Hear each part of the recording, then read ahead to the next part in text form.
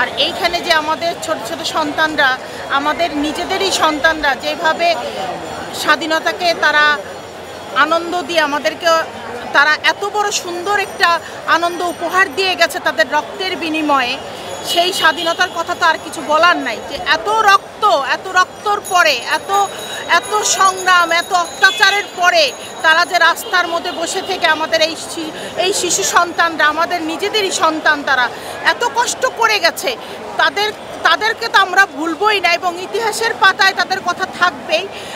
আর সবচেয়ে বড় কথা, তাদের যে সুযোগ্য সাহস দিয়ে আমাদেরকে এত বড় একটা স্বাধীন বাংলাদেশে নিঃশ্বাস নেওয়ার মতো শক্তি দিয়ে গেছে, এটা আর এখন মানে কথা বলে প্রকাশ করার মতো শক্তি নাই, কারোই নাই। কিন্তু কেউ কিছু বলার আর কোনো উপলব্ধি রাখে না।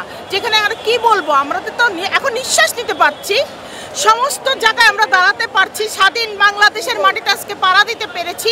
এটাকেই আমি মনে করি আমার কাছে সবচেয়ে বড় একটা স্বাধীনতা। যেই স্বাধীনতাতে এই শিশু সন্তানরা যেভাবে আমাদের দিয়ে গেছে, এটা যেন আমরা উপলব্ধি করে এদেরকে নিয়েই আমরা যেন সারাটা জীবন চলতে পারি এবং এদের জেনারেশনকেই যেন আমাদের নেতারা তৈরি করে দিয়ে যেতে পারে, এটাই হলো আমাদের চাওয়া পাওয়া। আসলে উনি তো আসলে চলেই গেলেন, কিন্তু ওনার কিছু নেতা কর্মী যেরকম মহিলা আওয়ামী লীগ, যুব মহিলা লীগ, এদেরকে রেখে গেছে আপনাদের কাছে, কিভাবে দেখে রাখবেন এদের, নাকি আইনের আওতায় দিয়ে দিবেন? এদেরকে দেখার মতো রাখার মতো শক্তি আমাদের নাই। আর সবচেয়ে বড় কথা হলো আমাদের মধ্যে যদি কেউ ভুল স্বীকার করে নত হয়, তো আল্লাহ পাক যদি ক্ষমা করে আমরাও তাদেরকে ক্ষমা করে দিব, এটাই তো কথা না? তো এখন কথা হলো আমাদের মাঝে যাকেই যে অবস্থানেই রেখে যাক না কেন, আমাদের একতার শক্তিতে আর কোনো রকম যার রাজাকার জন্ম হতে পারবে না, এই বিশ্বাসটুকু আমাদের মনোবল অনেক বেশি এখন। আসলে এদের উদ্দেশ্যের কথা বলার মতো শক্তি আমার মনে হয় এখন নাই। আমার ভিতর থেকে বুক ফেটে কান্না আসে, কারণ যখন এদের উপরে গুলিগুলা চলেছে তখন মনে হয়েছে যে আল্লাহ এ কি করতেছে, এ কোন মানে কার ভিতরে এত বড় নরপিশাচের মতো যেই ভূমিকাটা তারা রেখে গেছে, এটা কিভাবে করে, কি করে সম্ভব? এই ছোট ছোট বাচ্চাদের ভিতরে এই অত্যাচার কেন এটা করবে?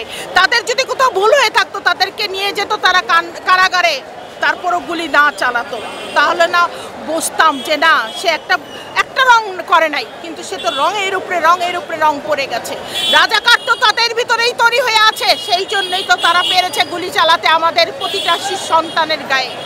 রাজাকার তো তাদের ভিতরেই আছে বলেই তারা পেরেছে, যেই জিনিস তারা পেরে গেছে, যা করে গেছে, এই বিশ্বের কোনো দেশে নাই এই রকম।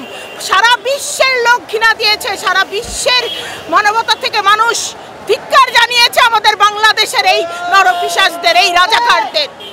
তা আমাদের বিশ্বাস, তোমরা বাবা যেখানে যেই অবস্থানে যেই কষ্ট নিয়ে তোমরা আছো, তোমরা আমাদের সাথে সব সময় চেষ্টা করো যোগাযোগ রাখার জন্য। আমরা তোমাদেরকে আমাদের দল থেকে আমাদের অ্যাক্টিং চেয়ারম্যান, আমাদের মাও সুস্থ হয়ে আসছেন, সবাই মিলে আমরা তোমাদেরকে চেষ্টা করব তোমাদেরকে প্রায়োরিটি দেওয়ার জন্য, এবং তোমাদের মূল্যায়ন আমাদের কাছে সবচেয়ে বড় বেশি, কারণ তোমরা তো বাবা আমাদেরই সন্তান, আমাদেরই ভালোবাসা। আজকে তোমাদের ভালোবাসার তাগিদে আমরা এই বাংলাদেশে নতুন করে 24 সালে দেশ স্বাধীন পেয়েছি, আমরা এটা কখনোই ভুলবো না।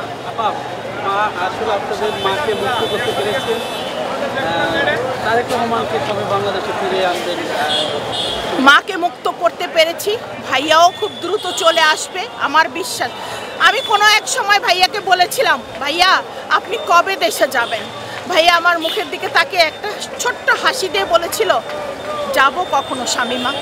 তখন আমার চোখ দিয়ে পানি চলে আসছিল। আজকেও সেই স্মৃতিটা আমার স্মরণে চলে আসছে যে ভাইয়া এই বাংলাদেশ আপনার জন্য তাকিয়ে আছে, আপনি আসেন। এই বাংলাদেশের হাল আপনার জন্যই সবাই অপেক্ষায়, আপনি আসেন, এই সুন্দর বাংলাদেশটাকে আবার সুন্দর করে গড়ে তোলেন, যেইখানে আমাদের শহীদ জিয়ার স্মৃতি জড়িয়ে আছে, যেই মাঠঘাটের রাস্তায় সমস্ত আমাদের শহীদ জিয়ার স্মৃতি, সেই স্মৃতিগুলোকে আবার আপনি তুলে ধরেন সবার মাঝে। আমরা চাই, আপনার অপেক্ষায় আমরা দিন গুনছি, আমরা আশা করি আপনি খুব দ্রুতই আমাদের মাঝে ফিরবেন, এই বিশ্বাসটুকু আমাদের ভিতরে আছে।